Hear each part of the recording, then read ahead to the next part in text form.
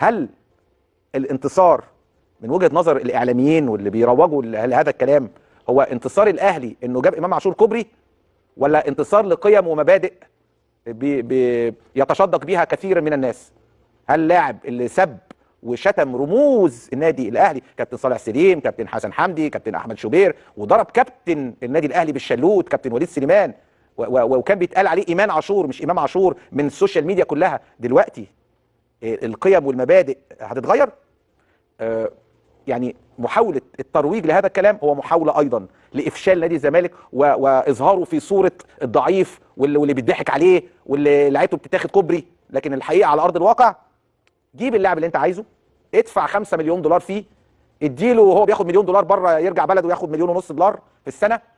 جيب اللاعب، انهي مبادئ وقيم سمعناها كتير الفترة الأخيرة، بس حاجات كتير قوي اتغيرت آخر 2 3 في وجود الرئيس الشرفي.